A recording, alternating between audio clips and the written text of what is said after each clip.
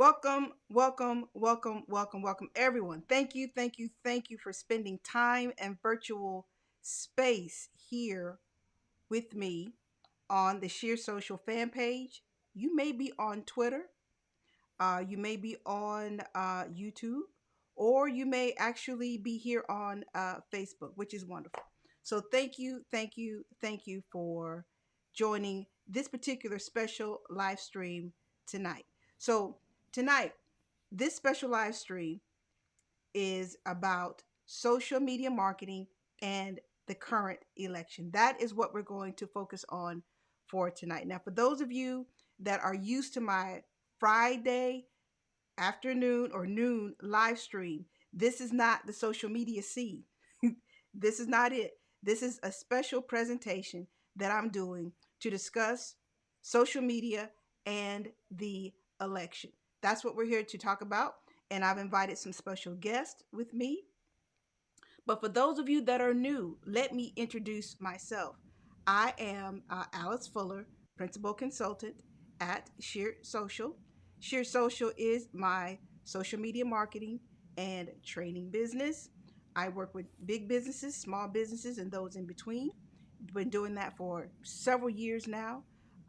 If you're local here in North Carolina, I teach at Wake Tech and Durham Tech.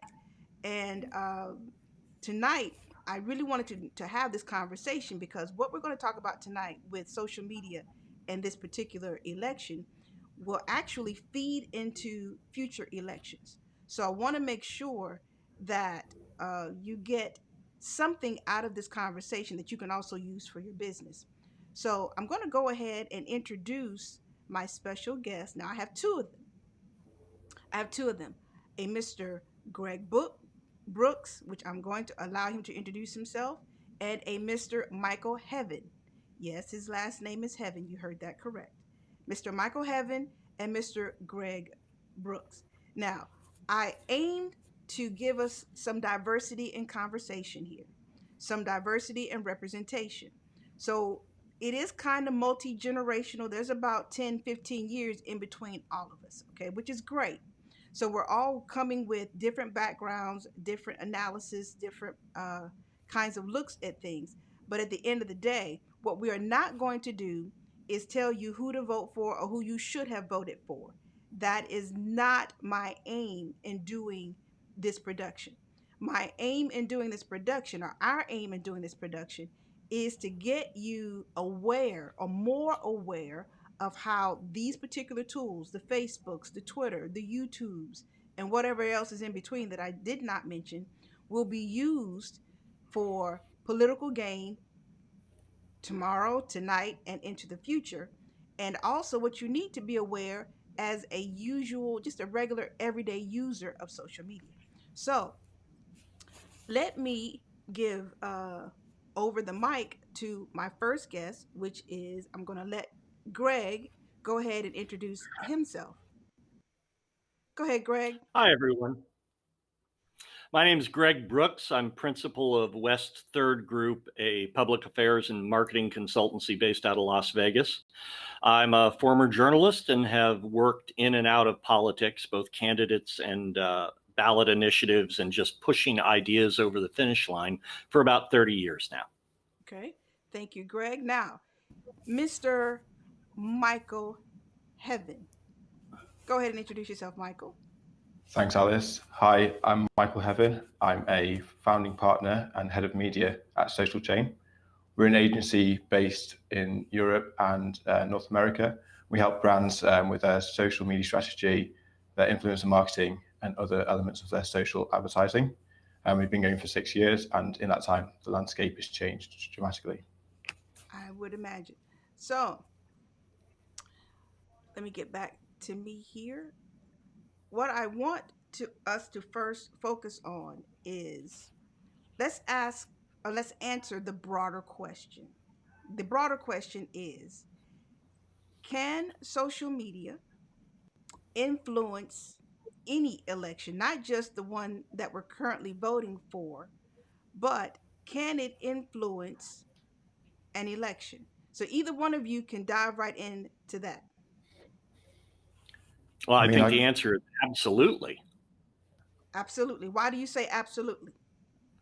Well, anytime you're aggregating, you're both democratizing and aggregating attention. You're democratizing it in the sense that one person with the right quip or the right post can reach hundreds or thousands or potentially even millions of people. And at the same time, that's democratized because that one person doesn't necessarily have to be a national politician or even, frankly, somebody who knows what they're talking about, right? Okay, Michael. Yeah, so I think a lot of people were taken by surprise in 2016 when the impact of the election was so impacted by social media. I think we're getting to the stage where people understand the power of social media, how it can be used to influence people, and how it can be used to get people out to vote, how it can be used to dissuade people from voting, and also how it can sway people from voting for the candidate they're going to vote for.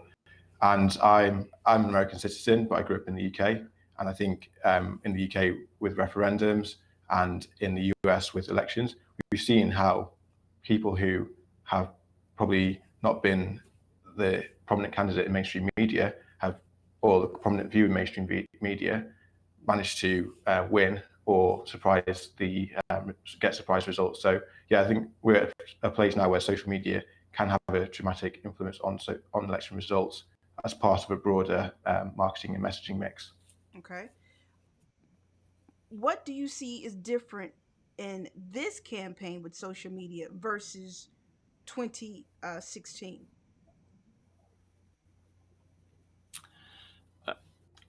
Well, everybody took their own story away from 2016, right? And the story is not always fact based, but you definitely took away an opinion. Either there was overwhelming Russian interference, or it was all a red herring. Either democracy is at risk because of all the bad information online, or you think voters are smart enough to sort through the dreck and figure it out for themselves. So if 2016 was a sort of baptism by fire for a lot of people, driven by a very different campaign style coming out of then candidate Trump's election effort, I think people are a bit wiser this time around, but I also think they are more than a bit tribalistic. The graphics that were floating around a few years ago showing the very low level of overlap between right Facebook and left Facebook have only gotten more stark, and people are talking within their own echo chambers. I think that's probably what I would say is the top characteristic of this cycle. Okay, Michael. Yeah, I'd agree with that and add to it that when we first looked at social media as a platform, if you look back at 2012, I think the net spend on digital ads, including social media, was about 10 or so millions of dollars. And now the net spend tracked ad spend is about it's in the billions of dollars. So the volume of money on these platforms has increased dramatically, but also the breadth of these platforms have increased. So whilst the mainstream platforms like Twitter, Facebook, Google's platform, YouTube have sort of looked at their responsibility of what happened in 2016 and changed their policies on accepting ads, banning misinformation, and removing bad actors from platforms, new platforms have emerged. So we've got dark social, we've got TikTok, things that are newer that didn't exist. So video has become much more of a prominent feature of social media advertising and social media campaigning. Mm-hmm. I think that's a really important point that it's not just the major platforms. There are partisan corners of the online world, and there are frankly dark corners of the online world where you can see right and left shills, paid actors, for lack of a better phrase, battling it out for sentiment and opinion in the narrowest audiences you can imagine. Okay. So when we start thinking about what we're looking at for this particular election, as we're looking at the tweets and the Facebooks and the YouTubes, which would you say at this point has had a better or more uh, implemented social media campaign? Which candidate, you mean? Which candidate for president? It's a bit apples and oranges. I'm sorry, Michael, go ahead. No, you go ahead. You go first. I was going to say it's a bit apples and oranges because the president has an absolutely unprecedented ability, both by the power of being the president and the power of his rhetoric and his lack of filter, to control the news cycle at any time. So if you're you almost have to separate the president's rhetoric and its impact on social media and on news cycles from campaign-related communications. I do think both campaigns have done a very strong job online. Their audience characteristics and their goals are very different. The Democrats, largely speaking, are trying to maximize voter turnout and relying on positive messages. The Republicans, again, generalizing, are reverting to trying to tap into people's primal fears and get them to really identify with the cult of personality that exists with, if not always the president, although it is mostly the president, their candidate of choice that they're pushing. It's a very different game, both sides, and both sides. That's not an uninformed choice. Both sides are using the strategy to maximize the vote based on what they know about their audience. Michael? Yeah, so to look at it from a slightly different way, I think both sides are using social in a very, in a particularly strong way. They both have their strategies that, like Greg says, they're leading towards.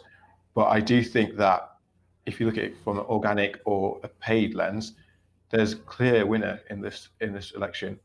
The Republican Party and Donald Trump in particular is getting more bang for his buck. He's doing more with less. He's raised less than Joe Biden. Biden's outspent all candidates in the history of politics, and yet when it comes to share of voice, when it comes to attention, Trump is absolutely dominating those measures, and I think that's the difference in how a socially native candidate will use the platform, and someone who's using it as a tool to reach people because of how powerful it is.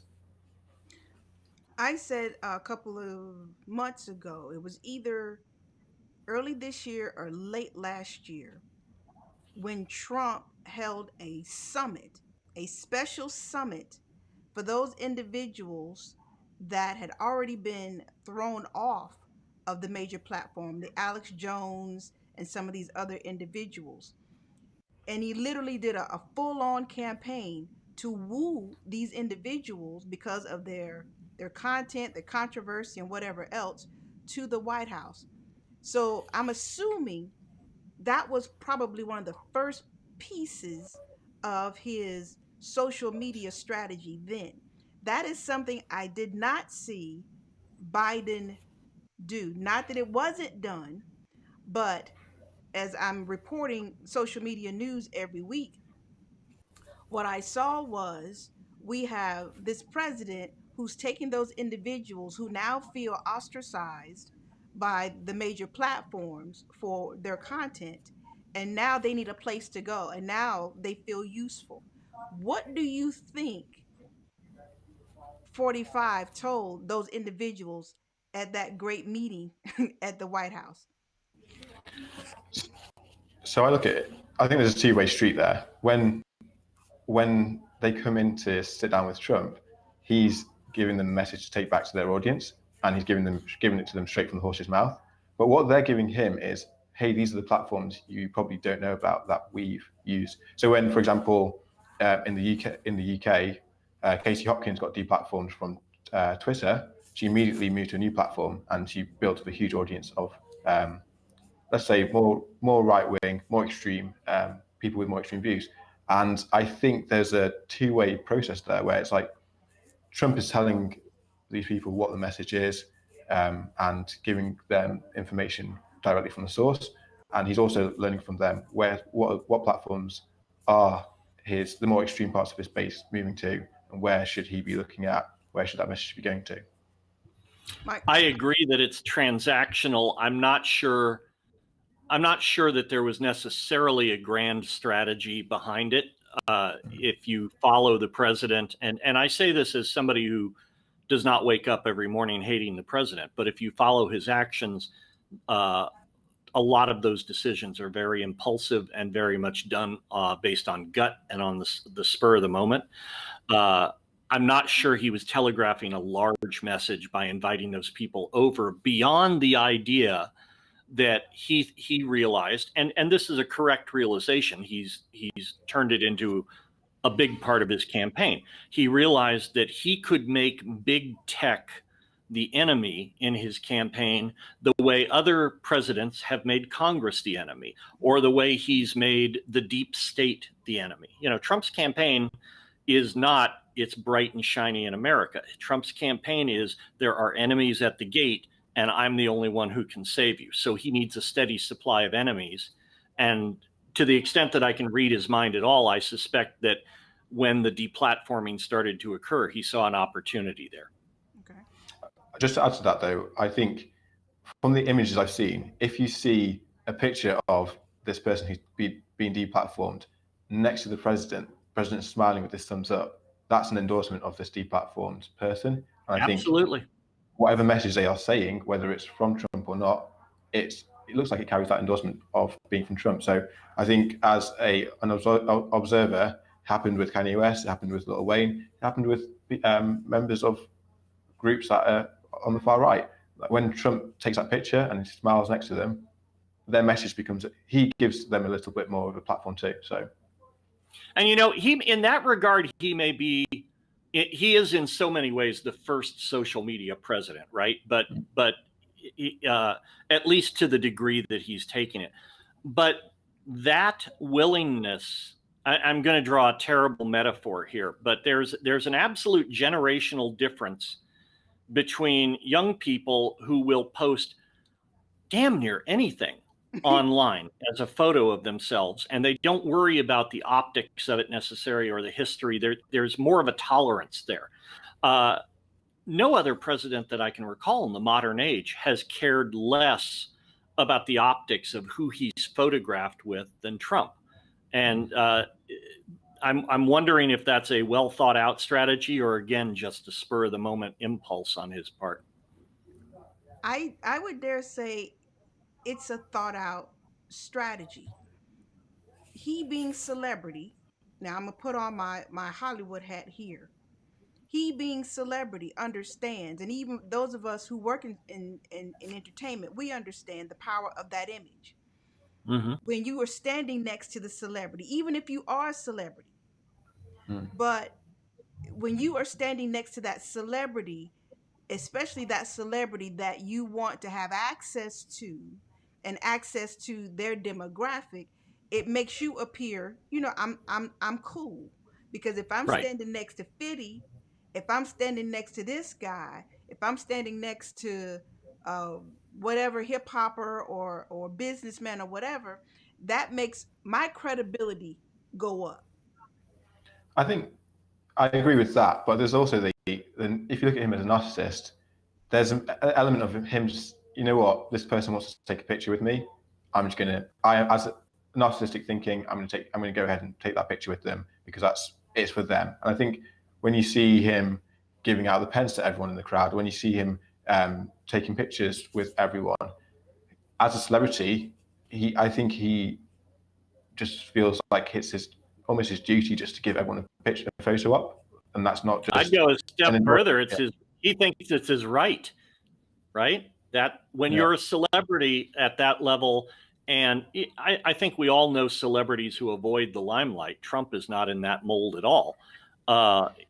You know, the impression one gets is that it's like oxygen to him, right?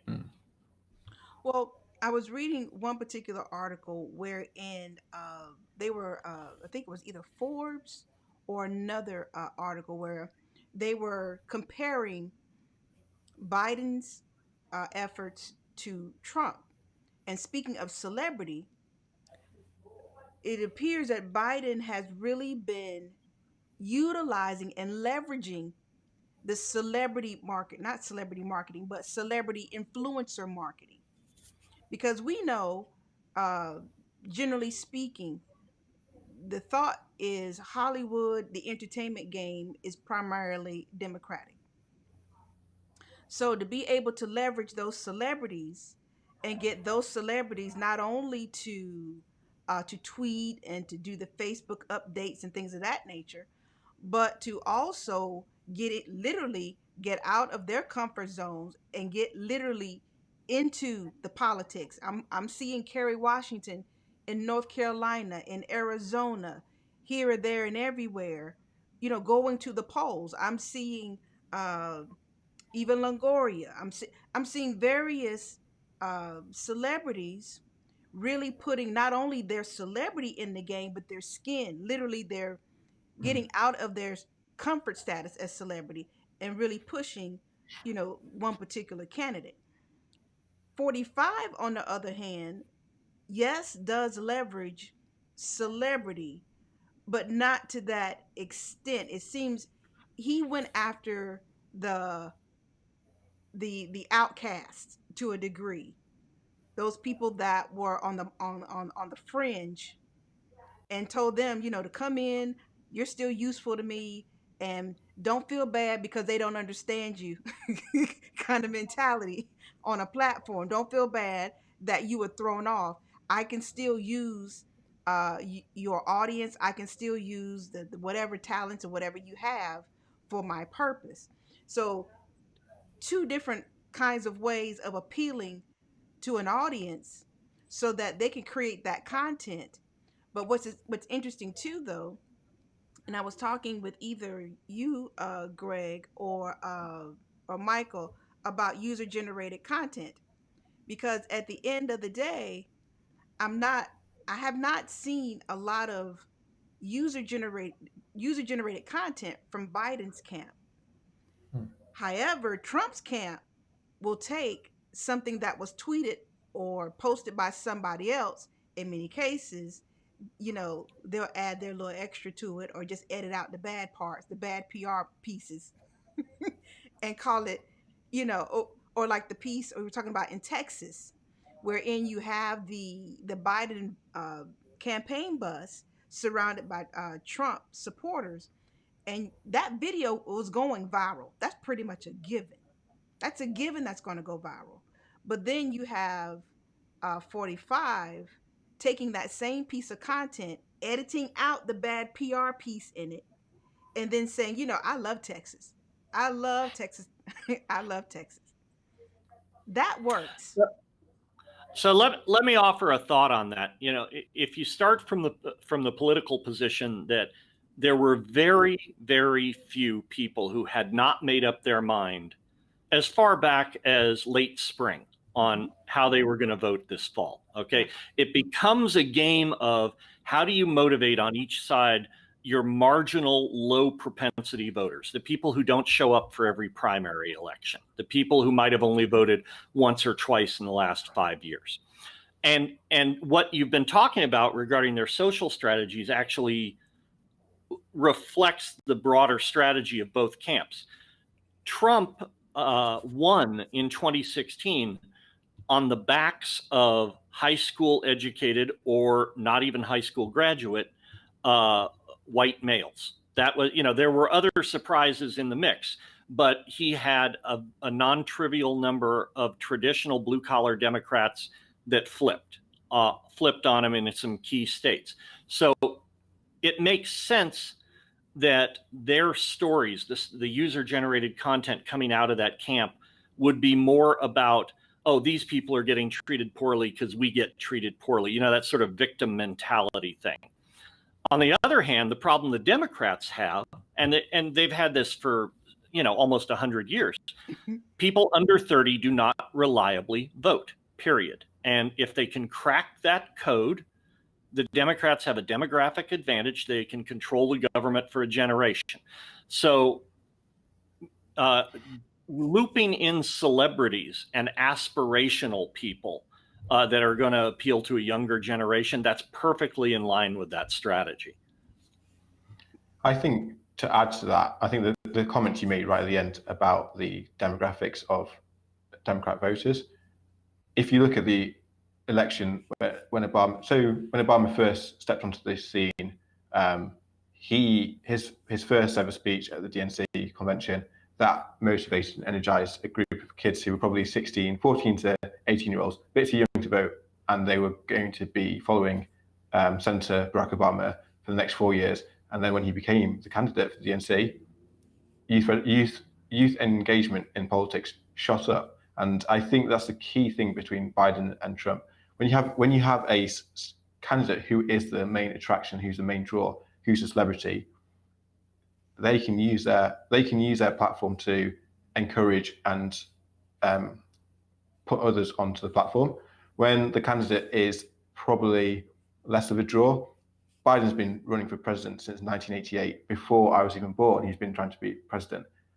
I get why. I understand why young people just aren't that enthused and engaged about him. And I think that's the difference. Like he has to borrow other people's platforms to create that excitement about his candidacy. And I think any other election, any other Republican candidate, this election would be a little bit less exciting. The youth turnout would be lower, and I think if without Trump, like Biden really hasn't really energized the youth voters. It's more a vote against Trump than it is pro Biden. I think that's why he has to go back continually to these celebrities to wake the youth audience up, to remind them. And I actually think that's for looking at how we advise brands to advertise, that's probably a tactic from the 2000s when celebrity culture was at all-time high. I do think there's been a pivot to more of this grassroots advocate model where people with influence but with creative talent are choosing to make content for candidates. And I think if you look at the TikTok generation, if you look at the Instagram generation, there's a tier of influencer with less followers. They're not as big as The Rock. They're not as big as the Hollywood elite who are endorsing Biden, but they have much more reach. They're much more engaged. And I think that was the level that Biden should really have tapped into to really make a difference in this election. So do you think if Biden had tapped into a TikTok, let's say prime example, when I think of Trump, I think of Twitter. Yeah. When I think of Biden, I don't immediately have a go-to platform. Do you think if he had taken at least one of the platforms and really worked it and made it his own, like Trump has made Twitter, would that have helped with the overall social media strategy? I wish Kamala had done it, frankly, because she is much more quick on her feet, and when she gets a little humanity in her speech, either because she's angry or she's emotional, she comes across fantastic and compelling, and that seems to show up in her writing as well. I think she could have owned any platform she wanted to, and it's probably a missed opportunity that they didn't leverage that more. You know what? That's a good point, because I would dare say, especially with young females right now, going to wherever they can go and going online to buy their first pair of Converse, whatever her sneaker game is right now, that's a great opportunity. But I'm seeing her too when we're talking about Facebook and Twitter, but I'm seeing her do these YouTube videos. She did one called there's a YouTube series called Sneakerheads Sneaker something. Don't get me, because I'm not a sneaker person. Sneaker shopping. That's what it was. That's what it was. Yeah. Sneaker shopping. Okay, so that puts her kind of in that. Okay, here's a YouTube video, and we're always as social media marketers and marketers in general, saying that YouTube across the board, everybody watches a YouTube video, but who stays on YouTube the most is that demographic of young people that, what, 18 to, I don't know, 25, 24, somewhere in there, who consume and create so much more YouTube videos. But then too, that's the same platform with the conspiracy theories. And let's get into a conversation about how the platforms themselves are lending to the misinformation. Because Before we before we go before ahead. we move on, I think there's something to be said about that organic presence in that community, and I Hmm. think this can be said about when you see brands pandering to African Americans. There's always this element of, hey, we need something from you. We're going to show up on your platform. And I actually think what Trump has done really well is actually he was on Twitter before he was even thinking about being president. It was just for him, it was just a cool platform to reach his fans. And then by reaching his fans, he had the platform to become president. You look at other politicians in the US, and you have to remember that for most, for the majority of young people's lives, politics wasn't something that they really paid attention to. People are passionate about issues, and I think if you can connect with them about issues outside of the 4 year cycle, whether it's and the environment, whether it's the economy, whether it's something that an issue that they're passionate about, not waiting for election year, that's the best time to build that relationship that you can go back to and draw upon. And if you look at AOC, she's passionate about gaming. Alexandra Ocasio Cortez, passionate about gaming. She was the second biggest debutante on Twitch because she just created a channel on Twitch where she could talk with her house colleagues and she could also play Among Us. That for me, if I was looking at things that people did well this election cycle, probably the best moves. It was organic, it was natural, tapped into a community, and it made them feel seen. So when she needs to go back to that community to ask for something, there's that goodwill already built up there. I'm sure Twitch are happy that someone as prominent as AOC is on their platform. So yeah. Okay. So you start talking about how these particular platforms are feeding into the misinformation, which is what has gotten them in before Congress for the last couple of months now, between Facebook, Twitter, Google, literally in the hot seat, trying to defend what they do as a platform. And we got to talk about too this section 230, because a lot of people don't understand how that will impact how we use social media, not just with politics but in business, and as just using social media as individuals. So I asked, was I think it was you, either Greg or Michael, when we're looking at what all the platforms have done, the Facebook, the Twitter, the YouTubes, and the like. They all have their hubs, their voting hubs. They all have said, you know what, especially with Facebook. Well, Facebook is a little different because Facebook at first was like, you know what, we're just going to straddle the fence.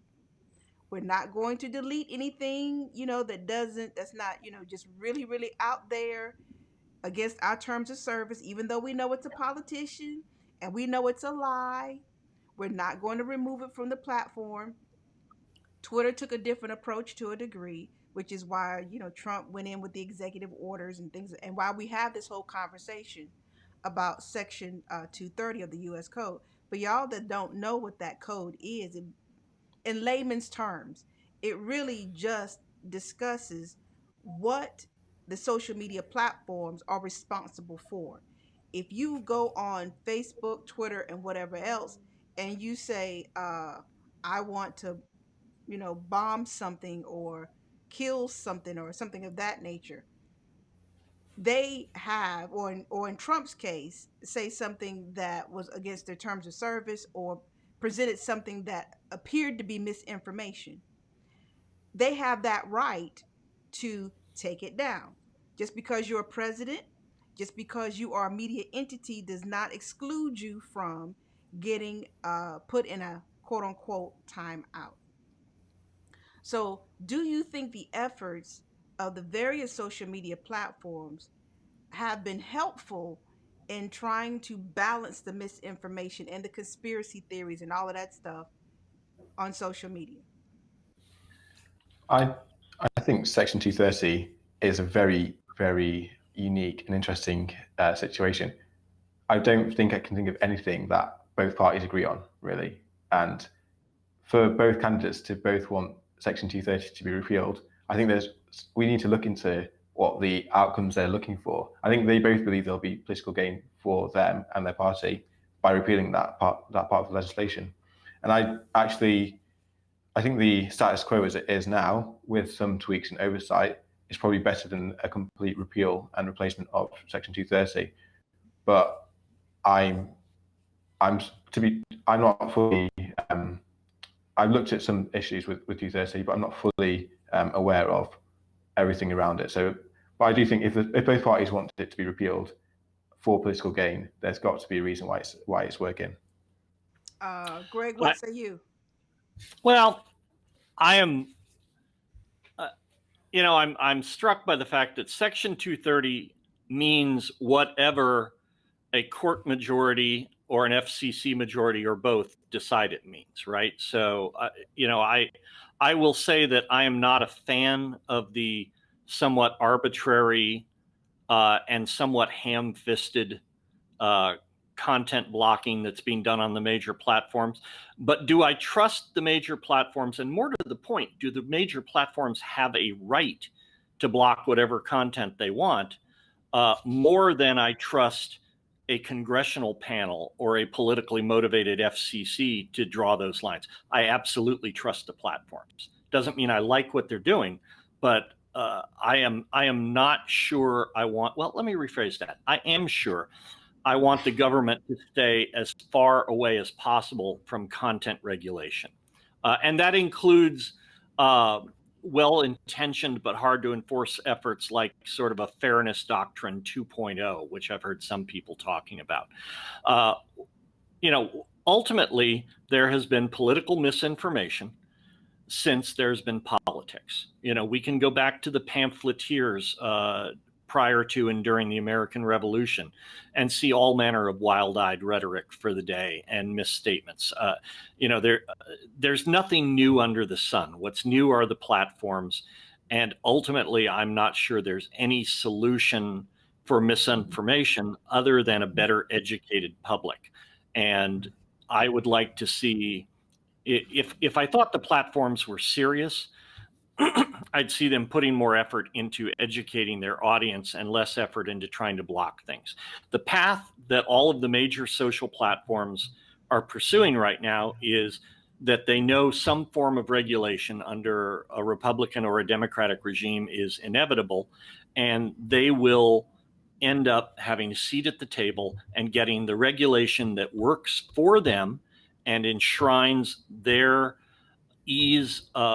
enshrines their ability to be market leaders, right? If the regulatory regime for fairness is something that can only be properly implemented by a multi-billion-dollar company, well, guess what? You've just effectively killed innovation in that space, which would be just fine with the Googles and the Twitters and the Facebooks of the world. So I think that's the path they're going down. I frankly don't trust Congress to get it right. And one of the reasons I don't trust Congress to get it right is that a single quarter of Facebook's profit or Google's profit is enough to fund every congressional race in the United States.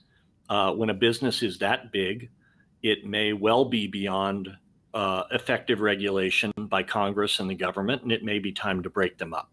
Not to be mean to them, but simply because they are at some level ungovernable right now. Well, see, when you talk about breaking them up, I think that's why Zuckerberg has been pushing for the messaging apps to combine into one big thing. The Instagram Direct is now merging with Facebook Messenger, and then in the months to come, it's going to be combined with the other messaging app that Facebook owns, which is WhatsApp. Isn't it WhatsApp? Yeah.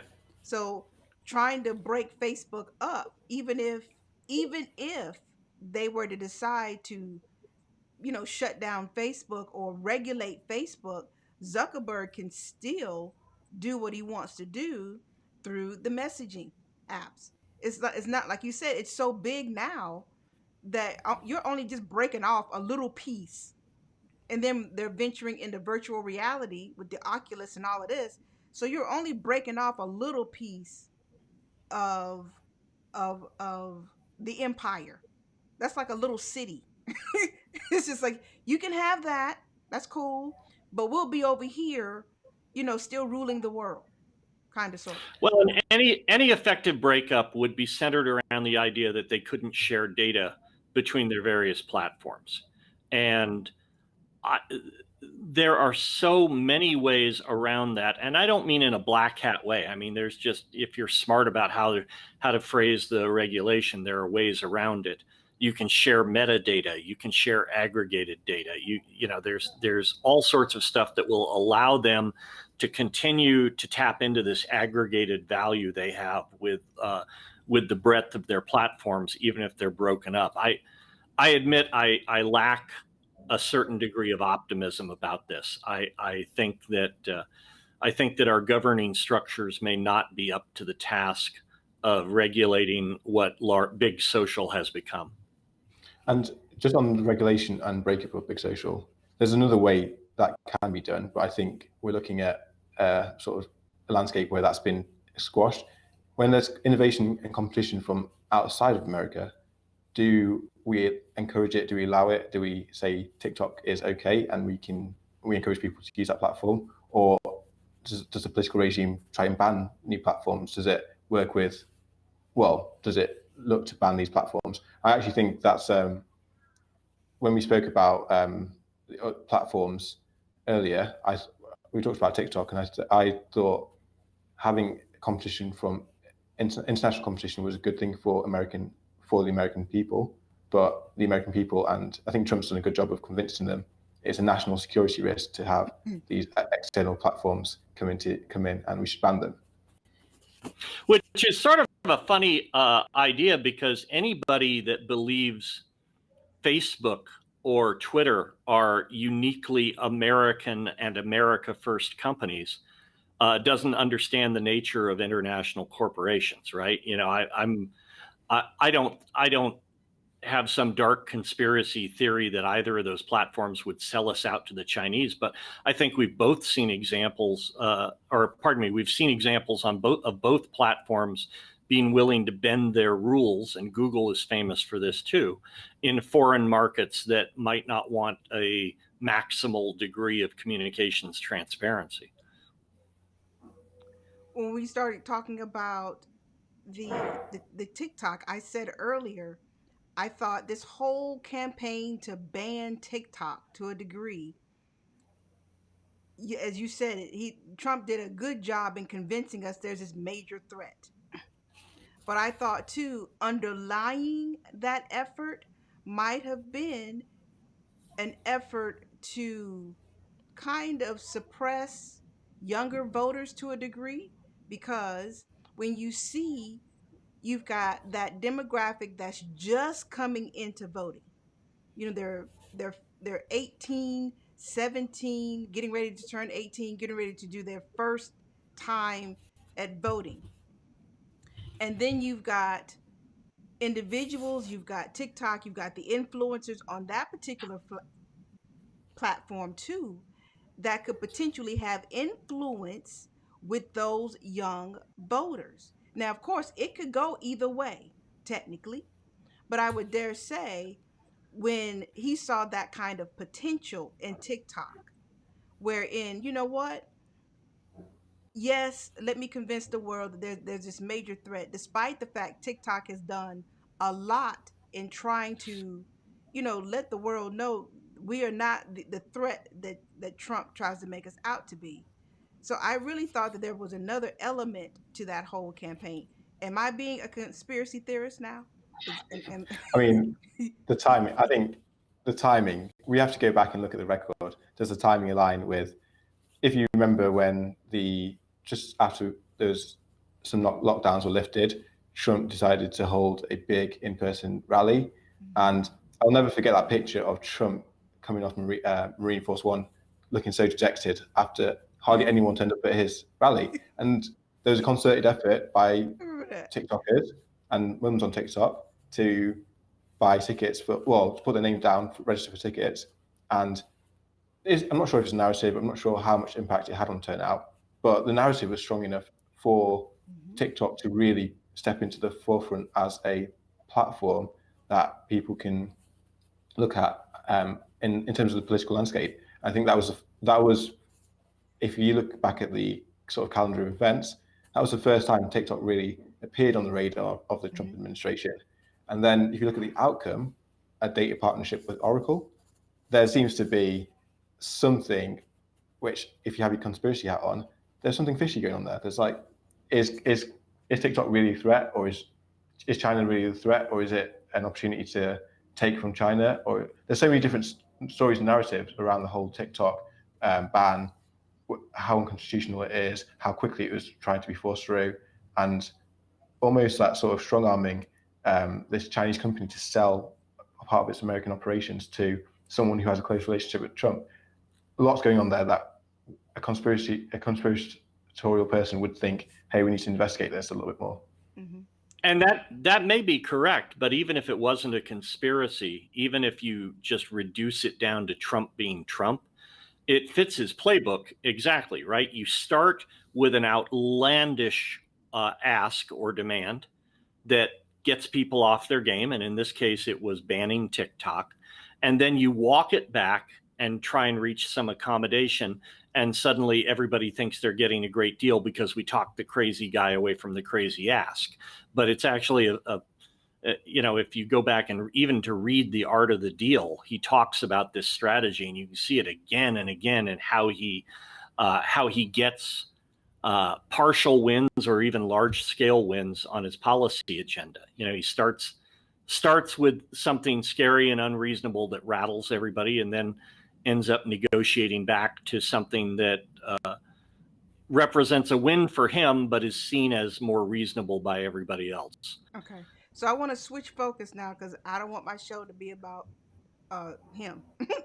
So I want to talk about, in these last 10 minutes, about this the voter suppression piece, because that impacts me personally, and specifically when we're talking about, there's so much buzz around the black vote. What are black people gonna do? But also there's a great buzz around how these social media platforms are feeding into this effort to persuade what some call the deterrence. I sent you both this video on YouTube about the investigative report that was done here, but it was done by a channel in the UK. How Facebook ads were used Facebook data and then Facebook ads were used to target specific demographics of African Americans, knowing that they were kind of on the fence, to get those individuals to stay home in 2016. What role have you seen, or do you see Facebook, Twitter, and the like having now, knowing full well that we know Russia, we know Iran, and some other entities have been complicit in using the social media platforms to create profiles that were fake, that looked like they were themed African American history, African American culture, and things of that nature, only to woo certain individuals into not voting? Well, Ooh, everybody wants to speak. I love it. Go ahead, Michael. This for me, this is a really interesting topic. I think there's two areas where maybe three areas where responsibility lies. Now, the party that's using it to dissuade, as a strategy to dissuade voters, you can look at that and say that is un-American. America is about democracy. It's about enabling everyone to go out and vote. But the American political system is set up in a way where if you gain a majority over your opponent in a certain state, you win the electoral college vote. There's two ways to do that: get your side out and stop their side from going out. I think Americans, and I'm saying this as someone who's probably voted I've probably voted in an election once every 18 months since I've turned 18 in the UK and the US, across the referendums and the midterms. My mum made sure I was like, she explained to me the importance of being able to vote. She explained to me the like, being enfranchised was a right that people, especially in the Black community, especially women, people have died for your right to vote. To say a Facebook ad dissuaded you from voting, I think personally it's giving away responsibility of something that, as an American, is an inalienable right. And I think I think people need to take personal responsibility for whether they voted or not whether an ad dissuaded them or not, deterred them or not. And then, okay, the Republican Party needs to look at how they are winning these elections. Are they winning these elections by giving people hope and making people excited about the future, or are they dissuading people from coming out to vote? That says more about them as a party and what they stand for, if that's their tactics to win. And then finally, the other side, are you actually making people go out to vote? Are you reaching those people? Like, one thing, no matter what the outcome is tonight, the Trump candidate, the Trump campaign has outworked the Biden campaign. And I think there's almost this arrogance of whether, if you look at Hillary Clinton in 2016, if you look at the Democrats now, this arrogance of people don't want Trump. Trump and his surrogates are out on the street. They are running these ads in a super targeted way, in a very surgical way, and they are working so hard to implement their strategy. The Democrats need to get that same work ethic. They need to have a message that makes people excited about going out to vote. They need to give people a voting plan, making them excited to go out and vote on the day, or voting by mail. And they need to run that strategy in an effective way. And they need to look at how the Republicans are using these tools, because the tools are available to both parties. And I see examples of Democrats using it. I see examples of Republicans using these tools against Trump. It's just, they're not using it. They're not working as hard as the other side. That's well said. I'm a little less aspirational. Maybe I've spent too much time down in the dirt, but negative campaigns, negative messages work. That's why all the effort and all the money goes into them. They may not make us feel clean and bright, but they do move voters. Getting back to the actual issue you asked about, these deterrence campaigns, that's an area that if it is going to be addressed, it almost has to be addressed by the platforms. It's a settled area of U.S. law that you're allowed to lie all you want in paid political advertising. And the government cannot, without a First Amendment issue popping up and landing in a very conservative court, the government cannot effectively regulate political speech at any appreciable level. So I know that I said earlier that I don't trust the platforms to do a good job of self-regulating with nuance, I would say. And I still believe that. But if there is a job for them to do in that area, I would say that trying to block content that discourages people from exercising their franchise is probably job one. Okay. Well, I want to thank both of you. We got just a couple of minutes within the hour, and I said I would keep it only to an hour. If there are any questions from the floor, from anybody watching this stream, are there any questions that you want to ask either Greg or Michael? Now is your chance. The floor is wide open. Is there anybody that has a question, a burning question, or either just a tickle of a question you want to ask either one? Going once? Going twice? I've got a question. Oh, do you? Go ahead, sir. So we're three different generations, and I'm going to assume three different political views. None of us are clones. No matter who wins or loses tomorrow, what emotion are you looking forward to the most when you wake up? Okay, I'm gonna go last as host. So Okay. Michael, okay, so Michael, you go, and then Greg, you tell us what you answer your own question, and then I'll I'll Sure. I'll wrap up. Okay. I mean, I'm like a 30-year-old black male. I've lived in the UK. I've lived in America. I I think after tomorrow, I do not want to see two 70-plus-year-old white males running for the presidency. I want to see more engagement across the spectrum. If you're over 35 and you've lived in the US for, I think it's 14 plus years, you're eligible to run for president. We shouldn't be watching these contests between people who don't represent the vast majority of the demographic has shifted. And I think the two candidates don't really represent the demographics of the country as a whole.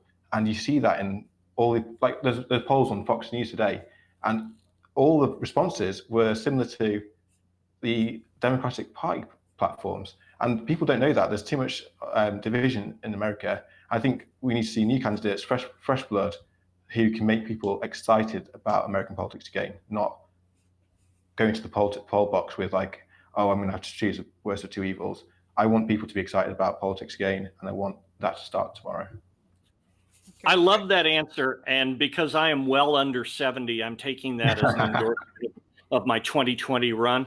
I am looking forward to making friends again, in many cases, all over again, with a lot of people who have found it hard to talk to me, and I've found it hard to talk to them on social media for days, weeks, in some cases, years. I am a partisan, but I am also deeply tired of all of this and would like to get back to being an American rather than a Republican or a Trump supporter or a Biden supporter or a progressive or whatever we choose to identify ourselves with.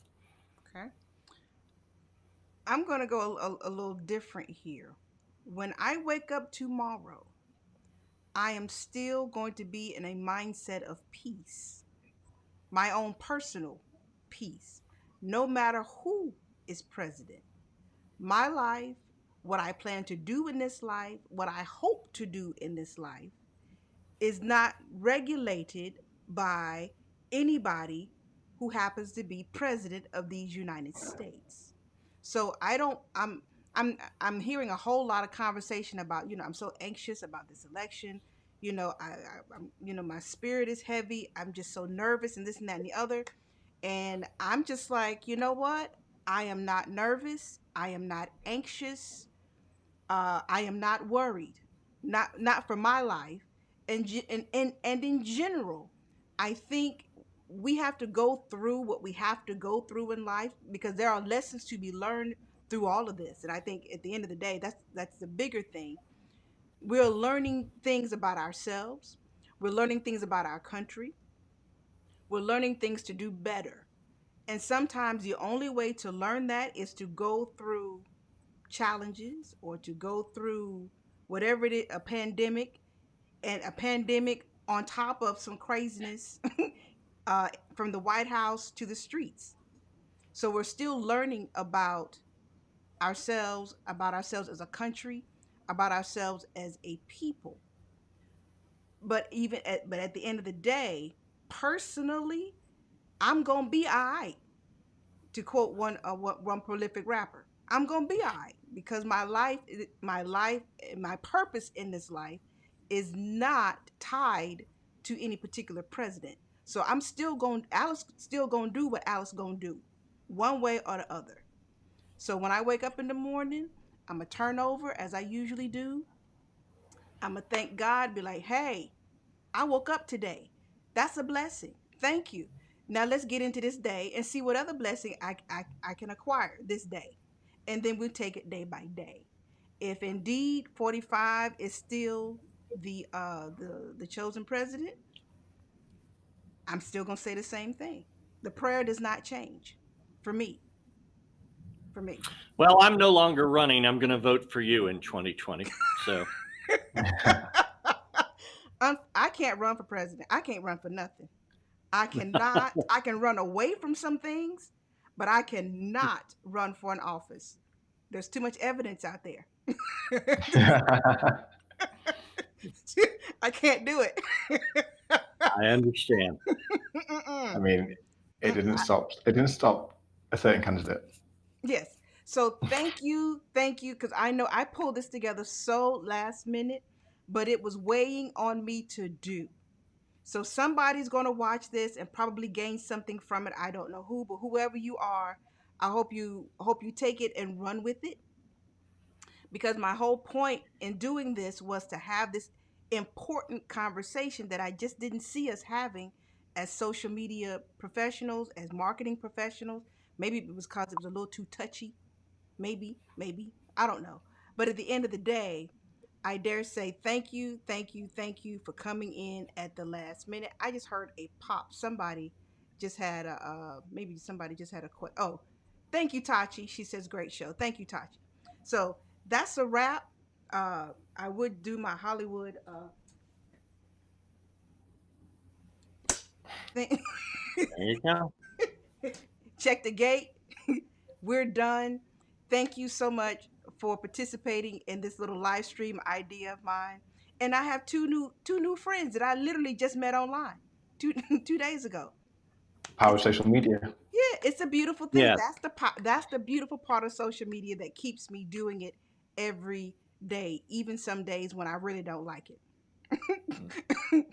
So thank y'all. Have a great whatever tomorrow is going to be, and a great week.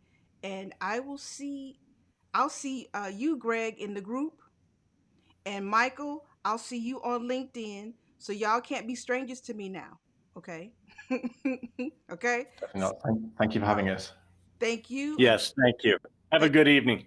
Thank you to both of you. So Have a good evening. I'm trying to get my little music together here. You know, trying to do it the way we would do it in TV for real.